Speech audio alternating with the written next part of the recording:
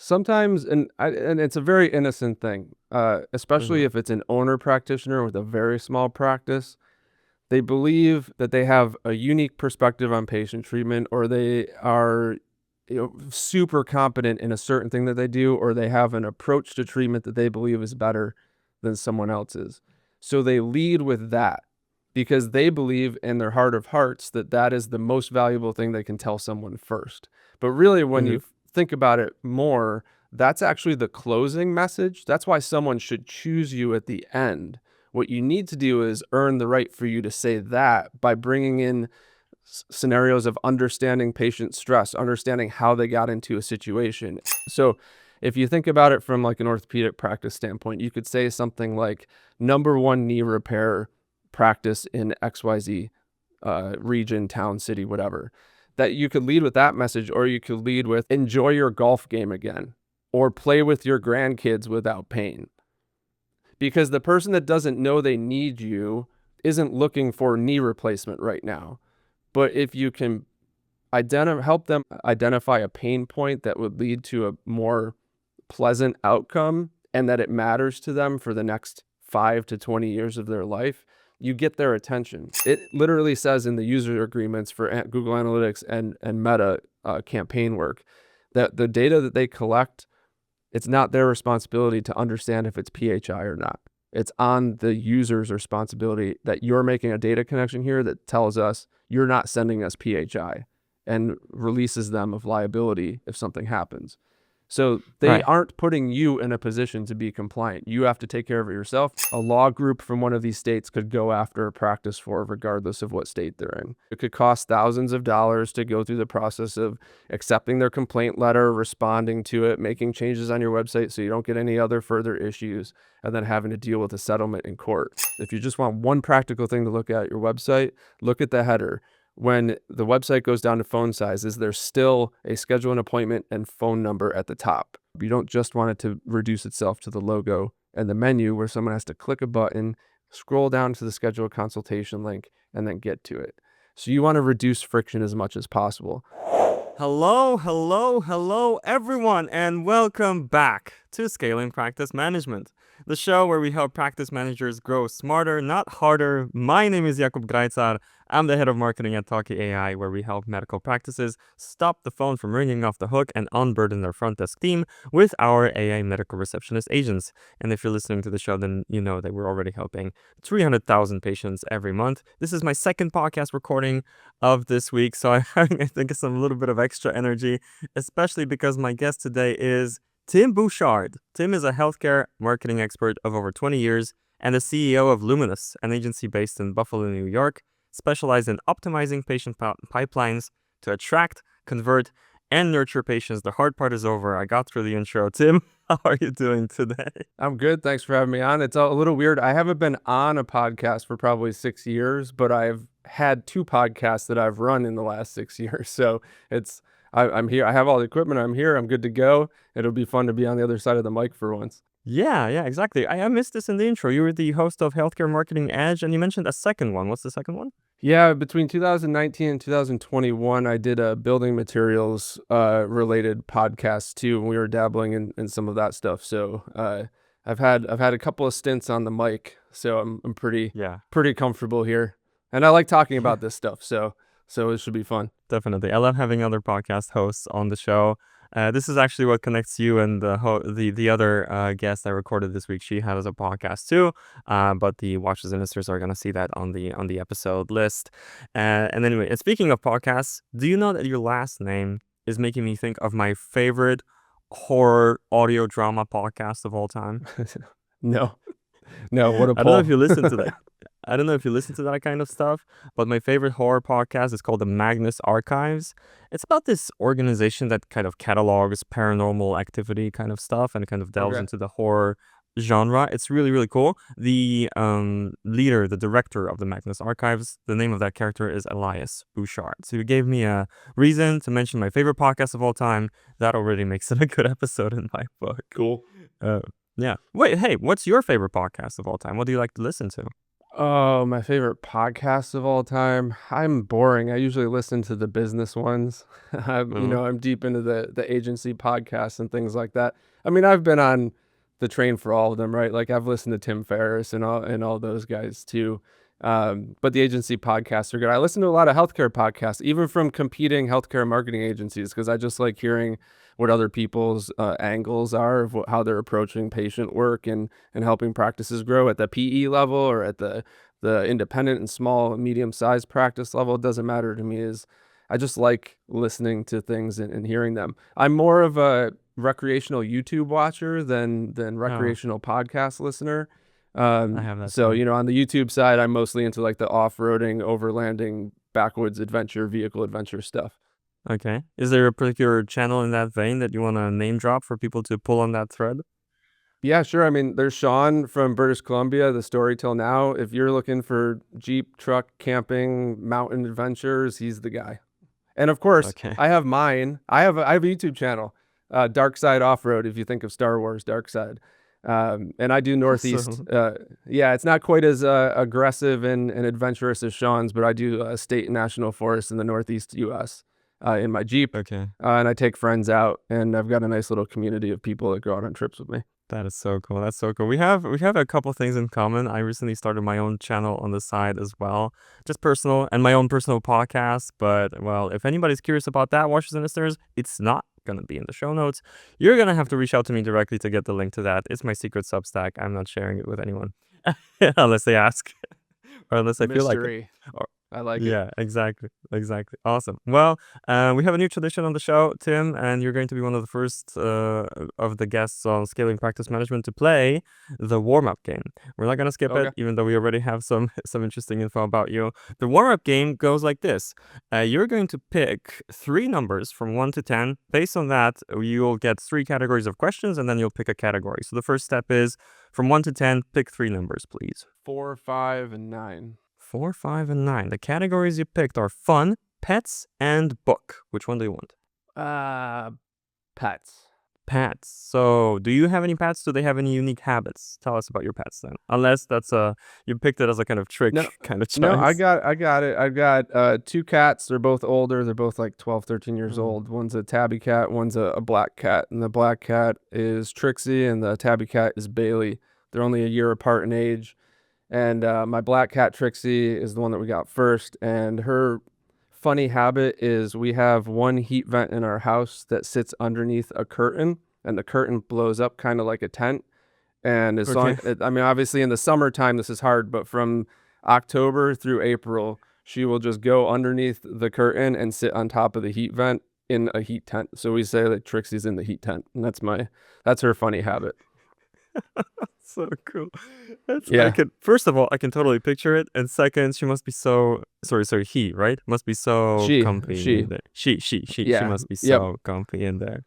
Such a good place for a cat. I love it. I'm a cat lover myself. Used to have one, and I'm planning to have another one probably soon. So yes, thank you. And another thing that we have in common. That's awesome. That's really, really great. Yeah, thank you for playing the warm-up game. The next part of the tradition for scaling practice management is the question that everybody gets on the show, the number one tip question.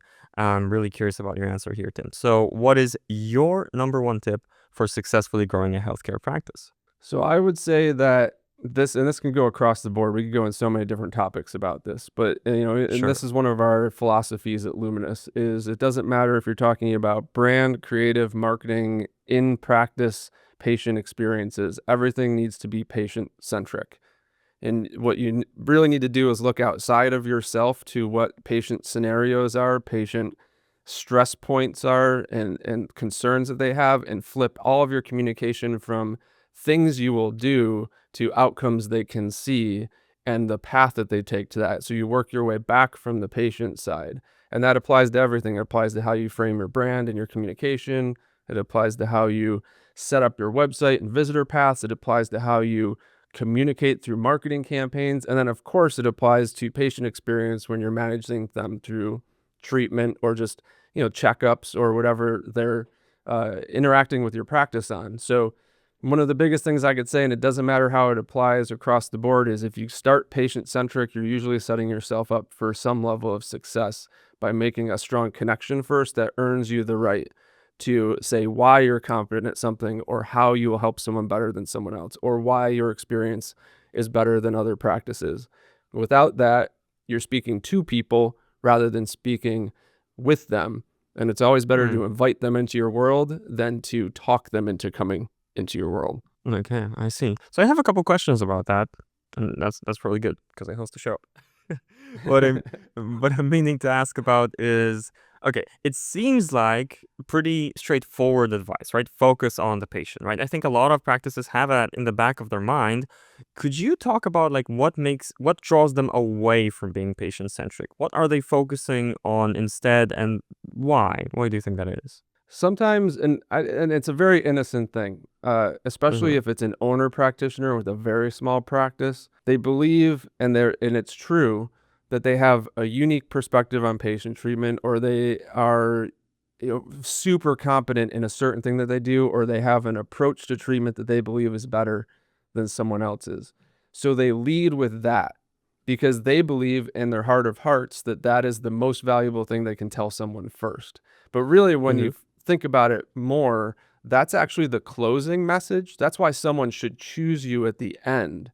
What you need to do is earn the right for you to say that by bringing in scenarios of understanding patient stress, understanding how they got into a situation, and building campaigns, website copy, even like brand values, if you want to get that deep in it, that mean that you care about their situation first, and then you can match up that extreme competency or that technology advantage or your certifications and education to that need. So that's what I mean. Like if you lead with yourself first, it doesn't, destroy the ability to build trust with a potential patient in the pipeline, but it does make it more so that ego is probably a strong word to say about this, because not everyone does it because they have an ego. They just do it because they believe that they're smart, competent, or have a good Mm-hmm. process. So it's sort of like a seeing forest through the trees, or whatever, you want with the saying for that. If you flip the perspective, it makes someone want to hear why your technology is better, want to hear why your certification education mean more, or want to hear why your process makes them feel better, or even like just generally gets to a better outcome. Um, so that's something where you could say, like, we have the best XYZ machinery, recently invested in the last year, or, Mm-hmm. state of the art facilities. And those things all very much matter. But really what you want to do is, we see X amount of successful patient outcomes, or your outcome can be this type of life once you've achieved a diagnosis through treatment, in the whole process. So if you can lead with what their outcome is, or what their desired state of life is first, and then match that with the technology and process you want to bring to that treatment, it's much easier to have that conversation and use the technology and process as the closing message. So it's the same idea, it's just flipping perspective. I hear you. I was just going to ask you, but I think you're already starting to kind of uncover that. How does this translate into practice, right? So you talked about these specific messages of don't talk about that you have that you bought the latest machine, you've got the state of the art equipment, but rather talk about like what's going to change in the patient's life if they go with your practice. I understand that. I wonder how this all applies to like the very top of the funnel, the people who might not be even aware that they might be a problem, like a cold ad campaign or a cold email campaign, those sorts of tactics where it's really literally the first contact, right? How do you actually Mhm. get their attention and start driving them into this patient pipeline when they might not be even aware that there's a problem to be solved? So what would patient-centric communications look like in that respect? Maybe one of the easiest examples could be something like orthopedics, where a lot of Uh-huh. orthopedics outside of like, orthopedics that are meant to like fix something that's been broken, a lot of orthopedics is elective because of, identifiable pain and wanting to correct that. So if you think about it from like an orthopedic practice standpoint, you could say something like number one knee repair practice in XYZ region, town, city, whatever, that you could lead with that message, or you could lead with, and I'm sure everyone's seen this, and sometimes they see it from the large practices and think, oh, yeah, well, they have a fancy marketing company, or they can invest in brand and message because they already have a reputation. So small practices sometimes think, I'm still going to lead with my technology and my certification so people trust me because of that.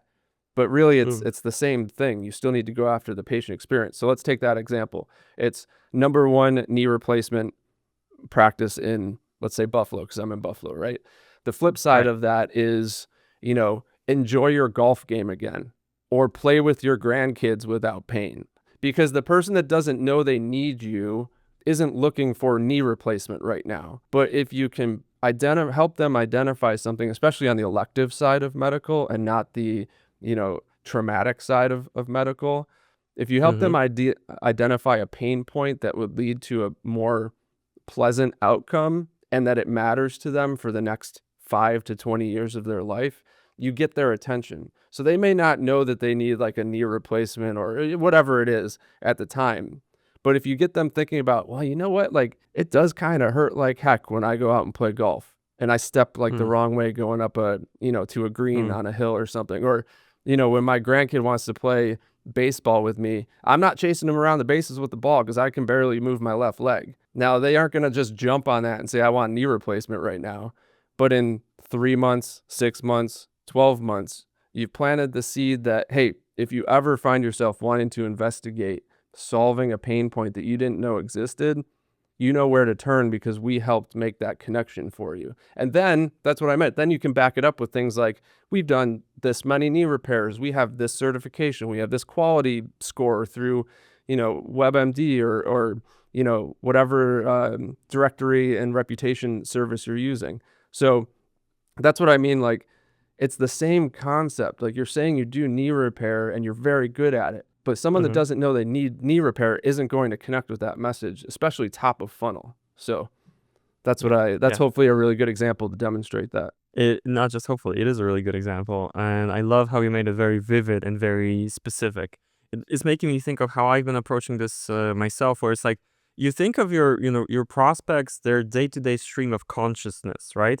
And something like knee replacement surgery doesn't even enter that stream of consciousness, right? Mm-hmm. There's nothing to connect with. But what does enter the stream of consciousness is what you mentioned. I've got a golf game today. I wonder if my knee is gonna act up again, or I'm playing with my grandkids. I wish I had more energy to play with them, and that might lead you in a whole other direction of like diet, for example.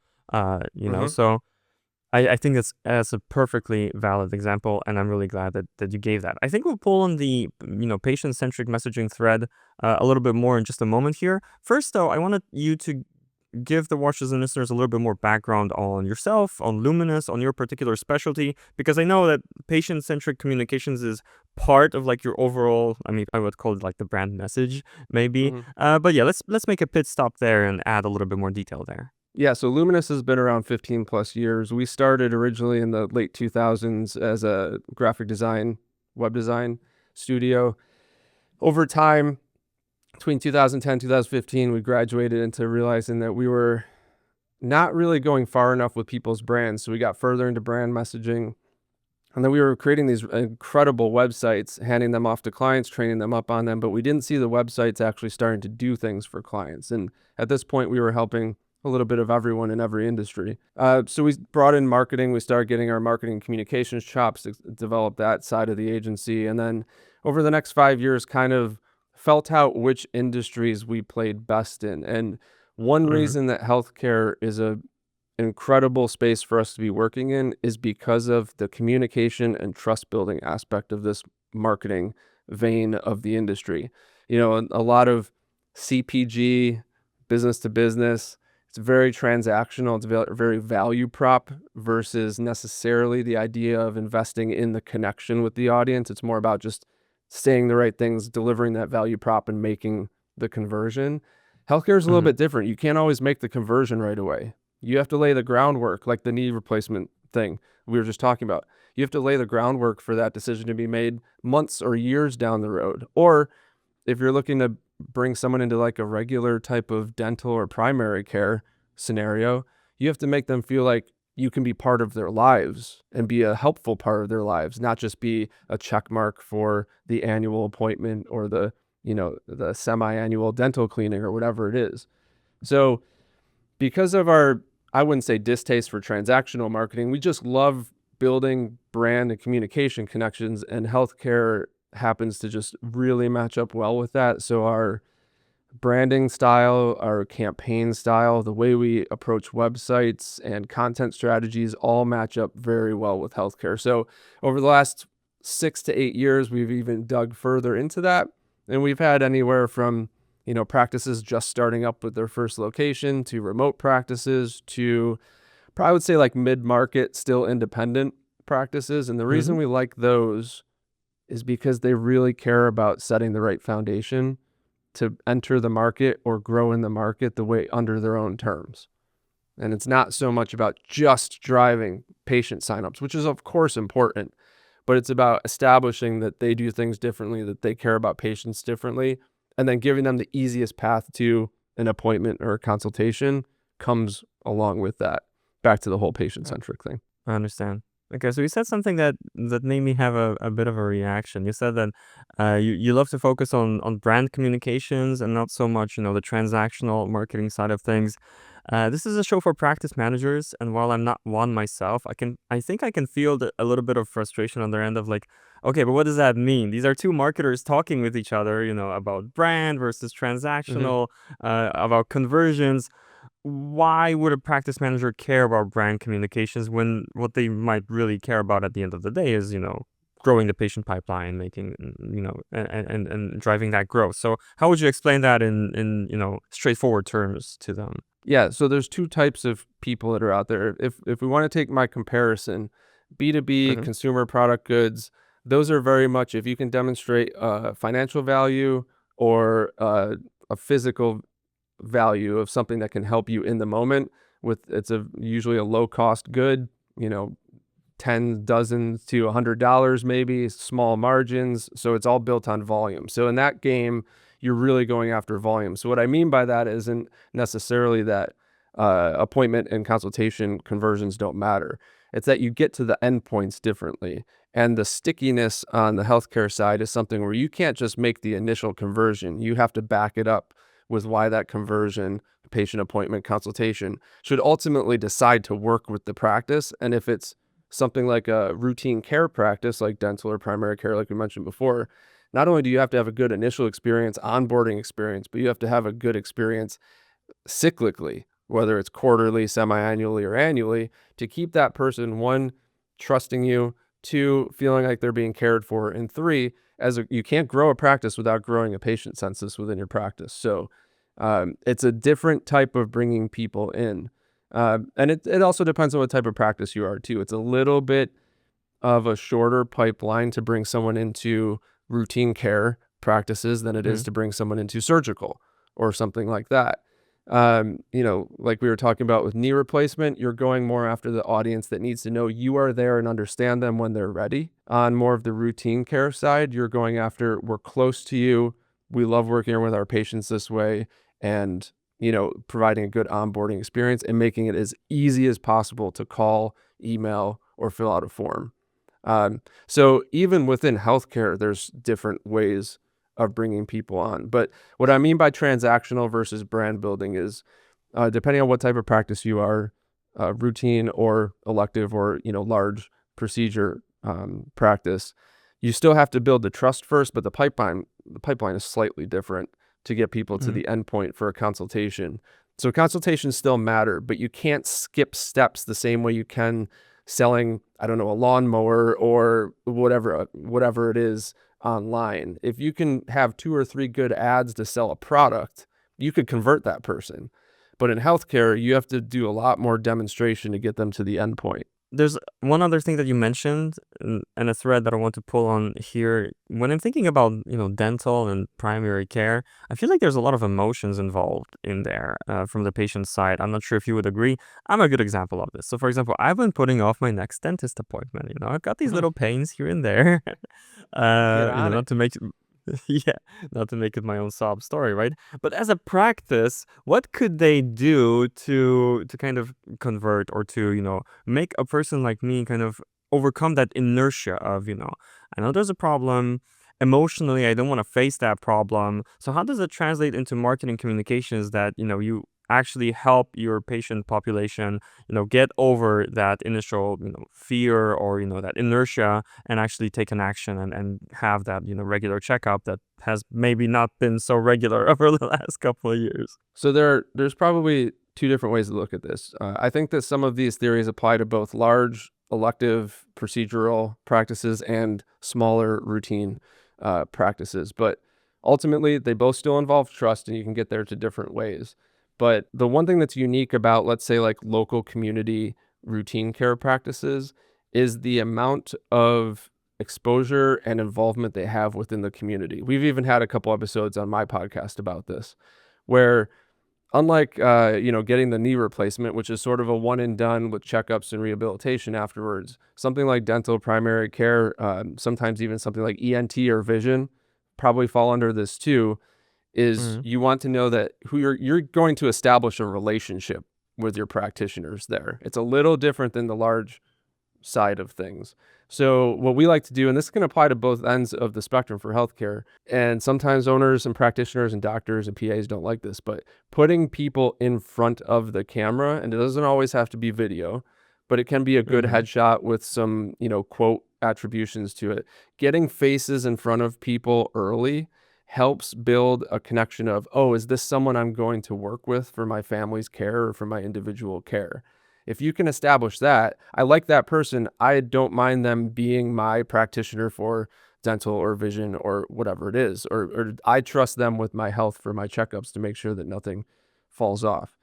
The other side that's a little unique, that applies to everyone in healthcare. You've got to get your practitioners and your patient forward people on your team in front of cameras and developing content that attributes their care style to them personally, and that Mm. personality and that personal connection is what makes people convert. On the local side, uh, another thing that's a little bit different for like dental vision type of practices is they are usually very community based, and there's usually only one, two, maybe four practices within a city or a town. In most cases, there's one or two practices.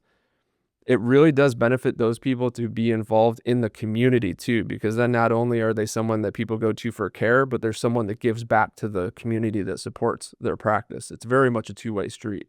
So that's where you'll see things like, and they sound corny, but they make a big impact for people feeling good about your brand, doing the parades or sponsoring job fairs or visiting high schools and talking about hygiene or personal care Mm. or whatever it is. Like, these are things where you go back out in the community and you are visible as someone that is not just taking from the people, but enriching their lives outside of the practice too. And it's a little bit more unique. The smaller practices just can't throw large sponsorships out there like some of the mid-market and PE-backed ones, but they can do a lot of grassroots things that build bridges between families at schools and community organizations and neighborhoods with their name for their practice. And, so that's just one unique thing that maybe small to medium-sized independent practices have an advantage over the large mid-market ones, because mid-market will throw money at large 5K sponsorships or, whatever it is. But the smaller ones can get involved in a very personal level. And when you Yeah. build, it sounds cliche, but when you build the idea that you will be part of someone's family or individual experience in their life in that neighborhood, then it's easy for them to want to go to you, which means they're not going to hesitate to sign up to get an initial appointment or consultation. They will do their checkups. They won't delay their cavity filling. So, Yeah. think of it that way. It can be a little bit more intimate and personal the smaller the practices, which actually can be a unique advantage for that size practice. I mean, I've written about that on our blog, on our website, but it is something that's come up, and that's brand based. You're not necessarily looking for the conversion right away by doing that work. You're looking to be the preferred choice. Yeah, I love it. I love it. It's again very specific. I can absolutely picture it. And a thought that popped up as you were talking about kind of going out into the community in person is, okay, you might be a small practice, you might not have that big of a budget, but it costs $0 to see, the people in your community, shake hands, have some conversations. You can always increase the kind of elbow grease factor there, Hmm. so to speak. So I wanted to, oh, and also on the subject of videos, you're giving me ideas even for talkies marketing, to be honest, because on the face of it, we might be a product company with our AI medical receptionists, but honestly, there's a bit of a service side to it too, where we help the practices kind of customize the front desk agent to their needs. So I think it could be useful for our marketing, just thinking out loud here, to maybe record some videos with like our implementation team. Here's who you're Hmm. going to be working with. They're going to customize your agent for you. You can even change its name, so some people have Zoe, some Sophie, some Jessica. It's quite an interesting process where the product is there, of course, and we're developing all the time, but there's this service aspect of it. There's this relational aspect of it as well. So thanks for the inspiration. So now, moving forward, I wanted to switch gears a little bit. And by that, I mean, I was meaning to ask you about, well, the context for this episode was we were talking previously, and we asked ourselves how we can help, this audience of practice managers with the way they run their practice. And you mentioned that there's this one particular issue that might be something that they're not thinking about day to day, and they definitely should, and that's compliance as it relates to patient information and HIPAA compliance and their website, right? So I wanted to switch Hmm. into that for a moment. So, I mean, let's start at the top. How would we define this problem? Why should practice managers care about this? And how do we start addressing it? Yeah, it goes back probably 10 years or so when Mm-hmm. Europe started coming after the GDPR stuff, which was across the board privacy. Uh, the US has been a little bit behind on that in sort of our free flow information, wild, wild west sort of way. But, when it comes to something like healthcare, it's come up recently in 2019-ish, 2018-ish in California, and 2023 in Colorado, where a lot of these data privacy laws are popping up in states across the country. And what's unique, or maybe not unique, but one thing to consider about what happens in the US here is that a law can be established in California or Colorado and affect anyone in another state if the law itself says that someone within those states was affected by something in another state that another organization was doing. So you think of 2018, it was the California Consumer Privacy Act, so CCPA, if anyone's looking that up. And then CPA, which is not accounting, it's the Colorado Privacy Act that followed suit. Those are the two strongest ones in the US. And really, they kind of have across the board consumer protections. And really, Mm-hmm. what they were built on was the idea that they didn't want companies selling data that they were tracking to other companies of people that didn't know that their data was being sold. Where did that spin off to? That spun off to personal health information, PHI. So, what's the standard practice for a website? You set up a website, you attach Google Analytics to it. Maybe you launch a search campaign or a social campaign, Google and Meta. They want to track with a pixel or with a callback to analytics tags that say what someone did on the website to fill out a form, make a phone call, whatever it is. Well, what they're doing is they're taking data back that says this IP address went to this page about knee replacement and then filled out a form to get a consultation and then reported that user's action back to an analytics platform, which is stored forever on Google or Meta. And now they have the data for that. And they can either sell that or use that however they want to. So what these laws are meant to do is to help people that are unknowingly providing data that is specific to them to large organizations that's being sold. So without getting too technical about it, if you just think of what you've done maybe with your practice, maybe you launched a new website or you just launched a practice and put up a website, you probably put Google Analytics on there. These laws are Mm-hmm. strict enough now that simply having analytics for an IP address for review on a knee replacement page is something that, without getting too opinionated on it, a law group from one of these states could go after a practice for, regardless of what state they're in. And it just becomes a headache where they're looking to probably just settle out of court, but it could cost thousands of dollars to go through the process of accepting their complaint letter, responding to it, making changes on your website so you don't get any other further issues, and then having to deal with a settlement in court. And it's a nuisance. And right now, mid-market and large practices, especially PE-backed ones, are getting hammered with this because there's money there for it. But eventually, it's going to start trickling down to the small and medium-sized practices because they're vulnerable. And they're likely easily targeted because, legal teams for these types of organizations are different than legal teams for multi, $100 million plus organizations. So without back on track, if you're tracking people's data, if you have a website that's hard to read, if you want to get into ADA compliance for accessibility, that's part of this too. There's these laws on the books now, federally and at the state level, that make people a little bit vulnerable for nuisance lawsuits. So there's two ways to look at this. One, it's a thing that we whenever we work with a healthcare practice, we always bring them up to speed on this. And everyone we work with is almost not up to speed on this. It's usually some version of still using Google Analytics, or having a meta pixel on your site, which are not completely necessary to run marketing and tracking. So we basically, without getting into the details of it right now, we help bring people into make your visitors opt into your website tracking. Don't make them opt out. There's a big difference there. You want to default to them not being tracked and then accept that they're okay being tracked. And then if they are getting tracked, store that data somewhere that isn't hosted by a multi-conglomerate, Google or Meta. Who knows what happens with that data when you send it to them. So we set up HIPAA-compliant self-hosting for our clients. So there's lots of different tactics to get through this, but the short version of the story is that the way that web marketing and web analytics worked in the past for the last 15, 20 years has completely flipped on its head legally in the last 3 to 5 years. And yeah, definitely. Usually without like an in-depth compliance department, people aren't aware of this being brought to their attention. Yeah, it used to be really, I think the term was like permissionless marketing, where you didn't really get any permission and you kept hammering people with messages regardless. And now you really need to get that permission, and to earn the right to continue communication, which it can make things a little bit more inconvenient for us marketers, but on the whole of it is of course a good thing. Data privacy is important. So one thing that I'm gathering from, and it's going to be a simplistic question, right? But thinking from the perspective of our audience here, a lot of them are probably hearing, okay, Google Analytics, probably bad. Yikes, we're using it right now. So do we switch it out for a different tool? Is that the fix? Or like, how do we go about addressing that? Yeah, there's two levels to it. Basically, there's a handful of HIPAA-compliant analytics platforms out there. I'll just plug one because it's pretty much open source. They have a cloud version too, but like Matomo is a great option if anyone's looking for it.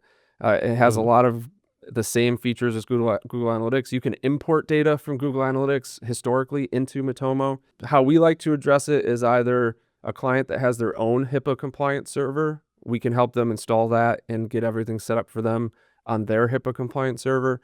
For some of our smaller practices, they can't afford to run their own HIPAA-compliant server. So we have a server that we just strictly do analytics installs on, and set up in a HIPAA compliant way, so we can confidently self-store their analytics data and pull all of their data storage away from the Googles and the Metas of the world.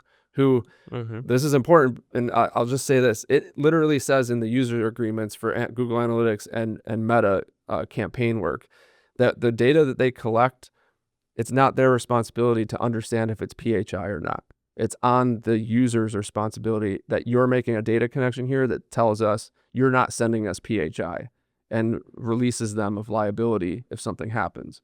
So they aren't putting you in a position to be compliant. You have to take care of it yourself. And if you send them data, they don't care. They want it. Even if they know they shouldn't have it, they want it anyways. And that's just, that's what big business is in digital now. So, I guess if you're looking for a little bit of podcast advice, look into Matomo. They have a cloud option and a self-hosted, but self-hosted gives so many different options for things like analytics plugins, data connections to reporting software. And if you put it on a HIPAA compliant server, it keeps all of the data. You own the data and you're responsible for the data, and that makes it compliant. Okay, I see. So thanks for expanding on that, and it's definitely good that we can offer, and we'll put it in the show notes, of course, as well, a legitimate alternative here. And I do understand the hosting aspect of it, and I think the watchers and listeners will too. If not, of course, this is a good moment to mention. You can always reach out to Tim. His contact info will be in the show notes as well, if you want to dig more into that. So you also mentioned, and another simplistic question from me is going to be about the meta ads, because I anticipate one other follow-up question might be, okay, we're running meta ads right now. So what is this about the meta pixel, and does that mean that we need to stop meta advertising or Google advertising altogether? You mentioned there's a way to do it that's compliant, so could you expand on that? Yeah, so Matomo also has a tag manager. I'm just going to speak in Matomo terms because that's what we put our clients on. So Tag Manager behaves very similarly to Google Tag Manager. We get all the same features self-hosted on Matomo. In terms of the pixel, you don't need the pixel necessarily on the site to do real-time report backs to Meta. It does introduce some complications, though, in how you're targeting people, because Meta can't build its own audience to continually refine. That's just a symptom of what needs to be done to keep this stuff anonymous. But there's a few different things you can do. You can change your tracking. Matomo is a very good platform because it anonymizes all of the actions that are tracked on it, even if someone opts in. It's not IP-based tracking. It does a hash, which is a little bit of a technical term, but it does a hash and it applies that user's action to an anonymous hashtag. But when you're running it through conversion tracking and things like that, you can report on your conversions in your analytics system, in your reporting system. You can't necessarily send that back to Meta. So you're severing the campaigns from Meta. So what do you do on the Meta side? You do things like lookalike audiences and things like that. You have to be a little safe in how you're targeting people in healthcare, especially depending on what you're targeting in healthcare. Without going too far off track, if you're in like the med spa space, you have a whole other host of certifications and qualifications you need to even advertise on those platforms. But on the Meta side, you have to mentally prepare yourself to separate campaign performance from Meta management, and then have the right tools and strategies to manage the Meta campaigns to lookalike audiences and seeing what click-through rates are, the things that happen on Meta, and tweak campaigns based on that. And then I'll do a thought process to look at what you're tracking on your self-hosted data that you're not sending back, that's anonymized, and you have to, as the marketers or marketing person within the practice, put the two together to say, I'm seeing this over here and this over here. I can deduce these two things into either a pivot or an expansion of something that's working. On the Google side, you do actually send data back to Google because they allow that. But if you're sending it through Matomo and anonymizing the conversions that you're getting, it's okay to send that data back, especially because that data will only be tracked if someone opts in. So you're giving them the opt-in, you're anonymizing it.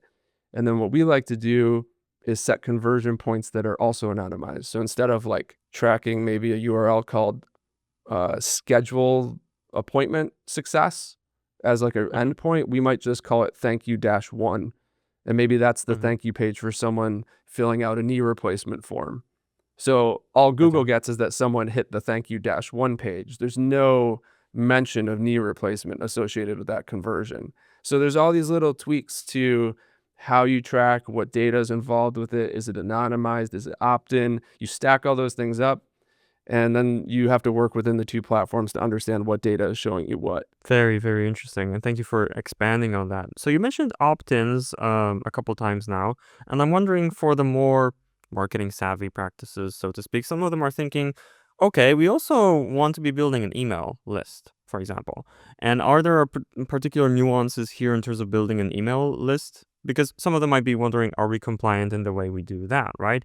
The email list might be opt-in, you provide your email on the site, but are there other requirements to be met here for us to be compliant with regards to PHI or HIPAA? So what would the answer be to that? So I can actually apply this to a couple of different things. I can talk to you about email, and I can also talk to you about a website. PHI only matters. Well, I shouldn't say only matters. PHI mostly matters when you are collecting data from someone associated with personal detail or an alignable detail. So think like they submit a form and they mention that they have knee pain, or they visit a page and it has knee pain.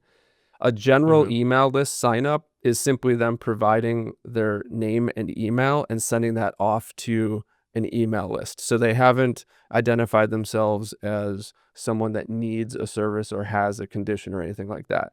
And once they're in the email system, they're not interacting with the email in a way where they're providing information. At that point, you can communicate to them however you want because it's an outbound experience to the user.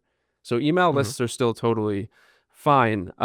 You may want to, I would say, limit fields to be as general as possible. I wouldn't put in, what are you interested in as a sign up for an email list, and have them select knee replacement, because now you have their name, email, and let's say it's in MailChimp or Constant Contact or whatever it is. Now you have their name, email, and an opt-in drop-down that says that this person signed up and they're interested in knee pain. That's not great data to have over at MailChimp. No offense to MailChimp, but I wouldn't do it that way. But if you just have their name and email, it's simply, we're interested in your organization. Will you send us communications? That's totally fine.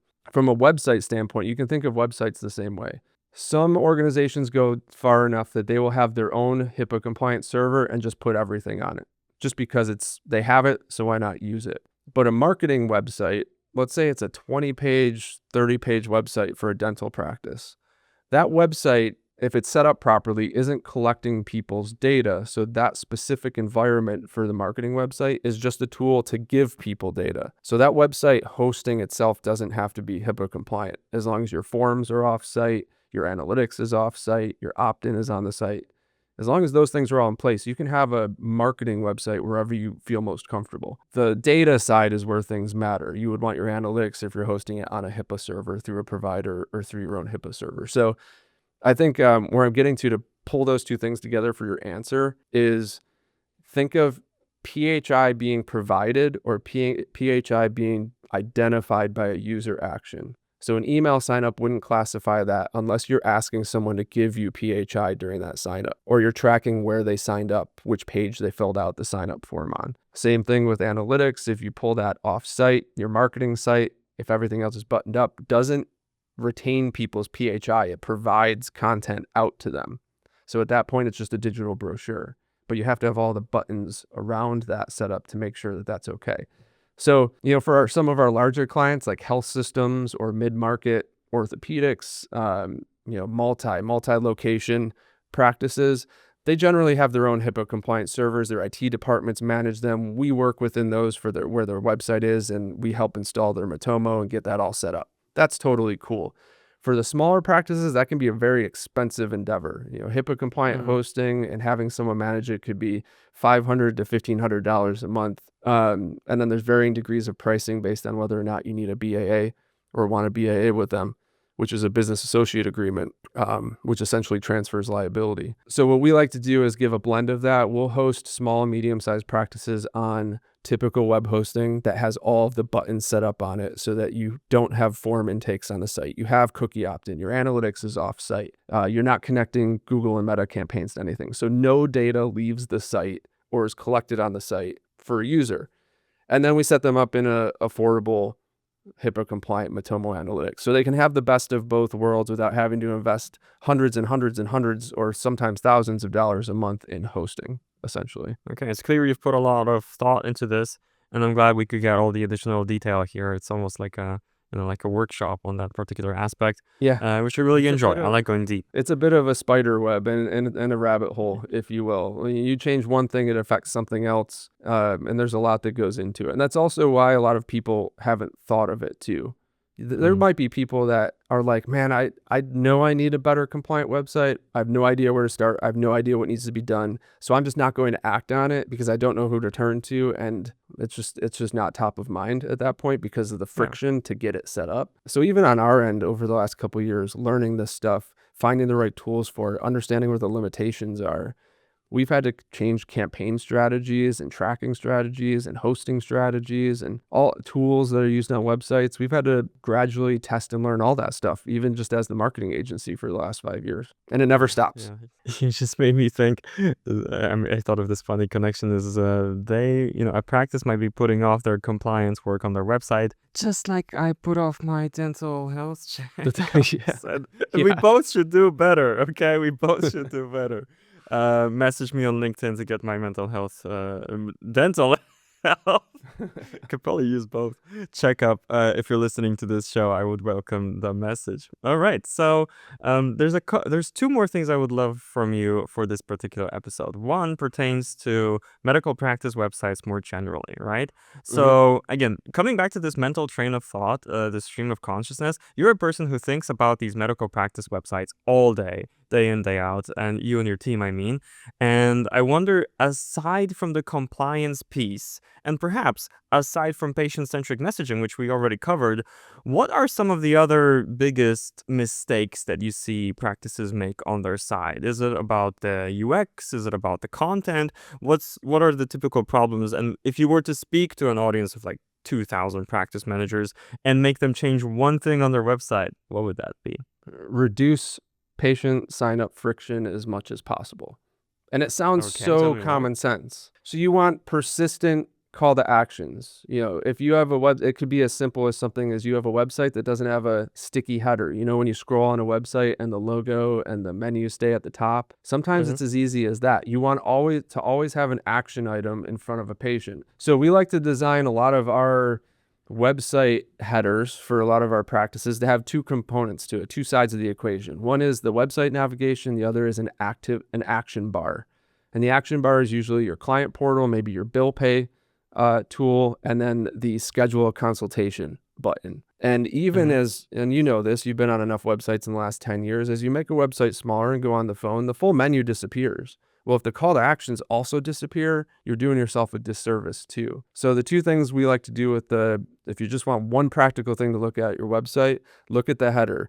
When the website goes down to phone size, is there still a schedule an appointment and phone number at the top? And then if your whole navigation disappears to the mobile menu, then you want those things to still show up. You don't just want it to reduce itself to the logo and the menu where someone has to click a button, scroll down to the schedule a consultation link, and then get to it. So you want to reduce friction as much as possible. The second thing we do, without moving on too quickly, is your homepage in the hero brand piece banner and the first piece of content after that needs to have as many pain point solutions as possible. It's not always schedule an appointment. Sometimes it is more opportunities to get to a patient portal or to the provider directory or the list of locations. What are the immediate things? Forms. Do you want to link to forms to go to your documents page so people can Mhm. download or link off to the digital forms?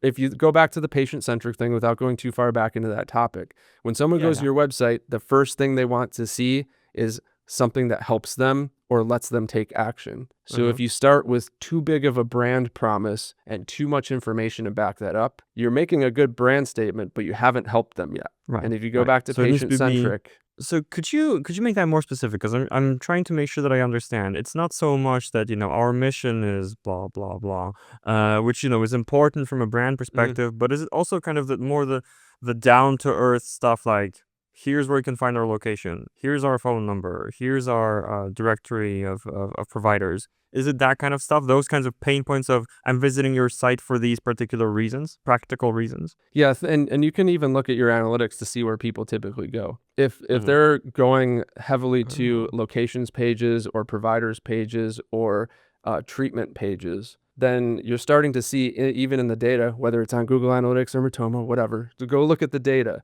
If those are pages people frequently go to, and maybe you also have like a high bounce rate on your homepage, maybe those pages need to be better represented on your homepage. So if you think of the stack on the homepage, you have your action header at the top. It should have good call to actions, easy to look at navigation, logo, obviously. You'll have probably your brand statement. You can still make your brand statement. You just have to sandwich it with all the things around it that people need when they go to the website.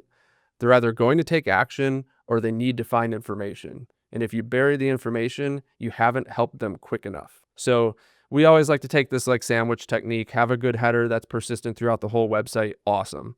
And then on the homepage, it's all about what's the brand statement and then what's the first thing we can help you with.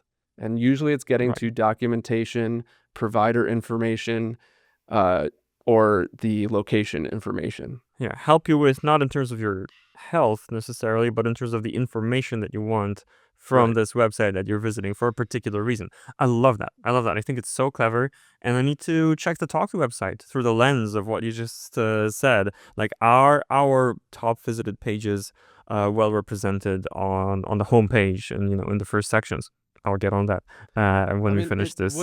and I know how people react to this sometimes. They will think, Uh-huh. they won't always react like you're reacting because people are proud of their websites, they're proud of their brands. Mm. And it really is a conversation with practices to flip their mentality, not just on the brand and the communication, but what are you providing people when they first get to your site? If someone's gone to your website, they've done one of three things. They've seen an ad that you already established some brand trust on.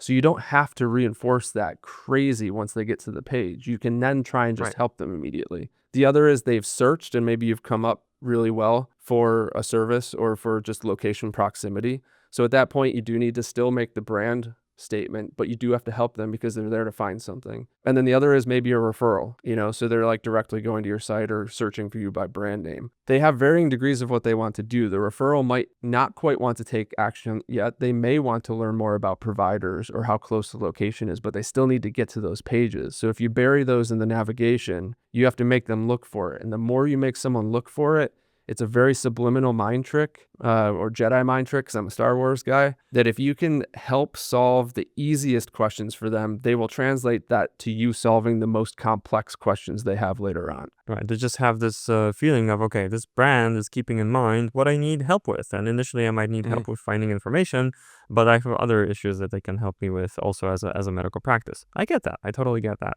I'm really glad I asked about this because it was inspirational, and I'm sure it will be as well to the watchers and listeners. So the final stop on our journey, I wanted to make it a point, since you're a podcast host as well, to ask you a little bit about Healthcare Marketing Edge. And in particular, I mean, I hope I get this question one day about this show on some other podcast, but looking at yours, right? What have been some of the most memorable conversations, something that you learned from the show that you didn't expect to learn, something that surprised you, or something that stood out? Just tell me more about what conversations you've had on that show. I know at least two episodes that were very interesting to me. And then one that I'll point out too. In episode 2, very early episode, someone that I knew loosely through my network, Amanda from Atria Social, we did a social media episode with her. And I think it was just one of the most useful, common sense things where the entire episode is about building confidence in owner practitioners and getting them to believe that they deserve to be in front of a camera or deserve to write about content or deserve to publish regularly on social media or go out and speak. Basically, it was, again, like these things are very common sense. It's just that practitioners are busy and they also have a belief of what they should put out there for content, competency, certifications, technology, and these all matter. But she did a very good job of structuring the conversation and framing it about why it's important that the personality come out behind that and the vision and mission come out behind that, because that's what connects with people. And if you're thinking about things as serious as surgery, then you want the person that's working on your body to connect with you and have trust. So I wouldn't say that we uncovered something groundbreaking on that. I actually take pride in the fact that I try and keep Healthcare Marketing Edge high level and relatable. If you think even about what we were talking about, top of funnel healthcare marketing, if I can bring owner practitioners, practice marketers, or even I've had practice managers on the show and I know some listen to it, if I can give them an approachable topic that intrigues them to think about it more, I think I'm doing even more than just simply saying, here's a technical tactic you could go after, or here's what we're seeing in data in 2026. And those things are important, just like the certifications, just like all the things I talk about from a practitioner standpoint. But if I think about what would make an owner practitioner or an independent practice marketer or manager gravitate towards caring about their brand or their marketing or their web experience more, it's putting the idea of what practice growth means in terms of outcomes and action, and not so much data and tactics, which of course come down the road. So I loved her episode on that because that was very good. The other one that was kind of interesting and this is a little bit of a bigger practice thing, is I had a marketing executive from Boston site on, and she talked about how they used internal data a little bit in the med tech space, but they still had treatment programs that they were putting out using this med tech. But they actually had a very strong alignment between their marketing department and their R&D department, because they were bringing the technology and outcomes and trial information to the marketing team, and not only just building the campaigns around that, but timing the campaigns correctly, not over promising, and understanding where the message needs to stop versus start. So that was interesting too, because I don't know how much that would affect a small practice, but one thing you could take from that is, if you want to take the theory of making sure you talk to your internal team about patient interactions, where things could be improved, what technologies or practice tactics could be put out there to improve patient experience. I think that overall theme came through that episode very well too. If you dictate down, this is a leadership 101 thing, but if you dictate down from leadership, it's hard to get the underlying team to buy into improving everything overall. I mean, you may improve some things, but you aren't involving them in it. So I thought her message of involving the marketing team, front desk team, the practitioner team, NPs, PAs was really cool, because you can build a lot of brand theory off of that, and you can build a lot of communication strategy off of that. So I would look at those 2 episodes. I remember Amanda's was episode number 2. I don't remember what the Boston site episode was, but if you look for Boston site in my episode list, you'll find it. And we'll put it in the show notes as well. That's definitely something I can do after we finish recordings. So no Cool. worries about that. And yeah, that really resonates with me, as a kind of closing thought here is us running our podcast. I feel like we're providing not just knowledge, but also inspiration and motivation. And I have my own tiny little framework for this that I shared on some podcasts where I was a guest before on other topics. Is I discern between 2 types of motivation: how motivation and why motivation. And I think it's good to provide both. How Mm-hmm. motivation is when somebody tells you about, like you said, like a tool or a technique or a tactic, and you look at that and you're like, oh, this is something concrete that I can try. It's, actionable advice, as people like to say. But it's so important to also talk about the why motivation. We talked about this through the lens of compliance both ways. Compliance, here's what you can do about it. Here's how you can address it. But why? Because even as a smaller practice, you might get the attention of of the legal entities, and it might be Mm-hmm. coming your way, and there might be there might be repercussions based on that. So I do like to think that this is also, in some respect, a motivational podcast as well for for the practice managers out there, and we definitely help them today with this episode. Tim, this has been a blast, and I'm really glad that you agreed to come on the show here. I recommend anybody listening to this show, if you haven't subscribed to Scaling Practice Management yet, do that, follow us, and do that, but then go straight to Healthcare Marketing Edge and follow and rate and subscribe there as well. So that is the plug and the CTA for our conversation there. Any parting thoughts, Tim, before we close out the episode? Yeah, anyone can find me online, LinkedIn, Tim Bouchard, luminus.agency, luminus.agency is our website. If you want to go find the healthcare compliance guide, we have a little PDF that talks about all the different things you can look at with some tool suggestions. Those are things you can take action on your own. We don't have to help with that stuff. We just put it together into a nice little guide. But it's luminus.agency/healthcare-website-compliance-guide. But if you looked up Luminus Healthcare Website Compliance Guide, or Jakub, maybe you can link it in the notes if you'd be so kind. People can go find it, Yes, download it, and check it out. I think I will. Of course I will. And thank you for mentioning the guide. That's very important to mention as well. So you can have that from Luminous to help you with this compliance problem that you might be not looking at right now. But here's some how motivation and why motivation to address that. So that's Mm-hmm. going to be it for today, Tim. Thank you again very, very much for coming on the show. And thank you, watchers and listeners, so much for joining us today. This has been Scaling Practice Management. I have been Jakub Greitzer, and it's been a pleasure. And I'll see you next time. Bye-bye, everyone.